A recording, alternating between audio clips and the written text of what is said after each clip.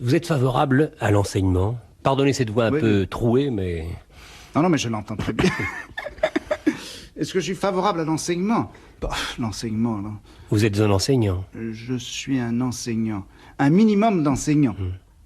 Dans la mesure où, vous savez, j'enseigne dans un endroit, enfin, je fais des cours dans un endroit qui Très particulier. très particulier, qui a pour fonction, justement, de ne pas enseigner. Et quel collège de France? Oui, et ce qui me plaît justement là-bas, c'est que je n'ai pas l'impression d'enseigner, c'est-à-dire d'exercer par rapport à mon auditoire un rapport de pouvoir. L'enseignant, c'est celui qui dit, écoutez, voilà, il y a un certain nombre de choses que vous ne savez pas, mais que vous devriez savoir. Ça comporte donc une première étape qui est celle que j'appellerais de la culpabilisation, si vous voulez. Bon, deuxièmement, ces choses que vous devez savoir, moi je les sais et je vais vous les apprendre. Et c'est le stade de l'obligation. Et puis, quand je vous les aurai enseignés, il faudra que vous les sachiez, et je vérifierai si vous les savez. Vérification. Enfin bon, toute une série de rapports de pouvoir qui sont mêlés à l'enseignement. Là, vous comprenez, au Collège de France, les cours sont libres, c'est-à-dire que viennent les écouter les gens qui veulent. N'importe qui. Ça peut être un colonel en retraite, mais ça peut être un lycéen de 14 ans. Si ça l'intéresse, il vient. Si ça l'intéresse pas, il vient pas. De sorte que, finalement, quel est celui qui est examiné? Quel est celui qui est sous le pouvoir de l'autre? Moi, je dirais qu'au Collège de France, c'est celui qui enseigne, qui vient, et puis qui raconte comme ça, finalement, son travail. Il passe un examen, Il passe un examen. C'est son travail, il est payé pour travailler à longueur d'année, et puis 12 fois par an, il vient donner en quelque sorte, dresser le bilan de son travail, le présenter à un auditoire, et puis c'est à l'auditoire de dire ou de montrer s'il est intéressé ou pas. En tout cas, moi, quand je vais faire mes cours au collège, j'ai le trac. J'ai le trac absolument comme quand je passais des examens, parce que j'ai l'impression que, au fond, les gens, le public viennent vérifier mon travail et montrer s'ils sont intéressés ou pas. Et s'ils n'ont pas l'air intéressés, je suis assez triste, vous savez. Michel Foucault, nous n'allons pas faire ici la réforme de l'enseignement. D'abord, nous n'aurions pas le temps. Mais en principe, à l'école, on oblige à apprendre. Et l'école, nous sommes tous d'accord, devrait être une fête. On devrait être content d'y aller, car c'est vraiment le terrain de la curiosité. Il doit y avoir donc des choses essentielles à apprendre. Quelles sont ces choses? En dehors de l'orthographe, de l'arithmétique. Bon, je dirais que la première chose qu'on devrait apprendre, si ça a un sens d'apprendre quelque chose comme ça, c'est que le savoir est tout de même profondément lié au plaisir. Enfin, qu'il y a certainement une façon d'érotiser le savoir, de rendre le savoir hautement agréable, et ça, que l'enseignement ne soit pas capable même de révéler cela, que l'enseignement ait presque pour fonction de montrer combien le savoir est déplaisant, triste, gris, peu érotique.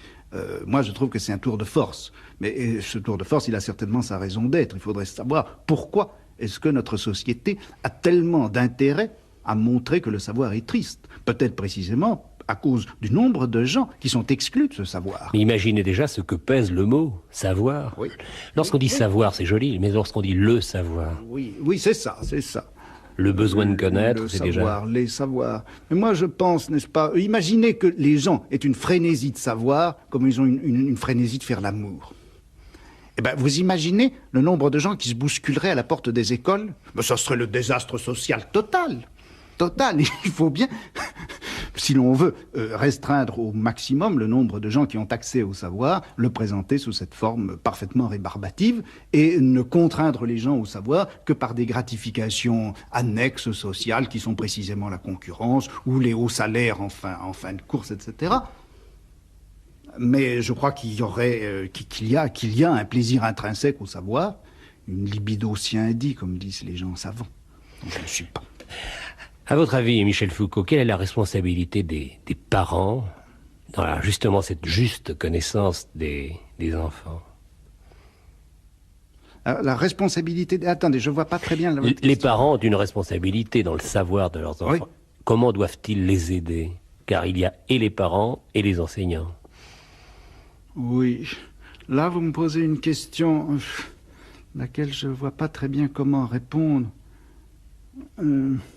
Moi, je crois que les parents donnent en effet aux enfants une véritable angoisse devant le savoir, par l'intérêt même qu'ils portent au savoir de leurs enfants.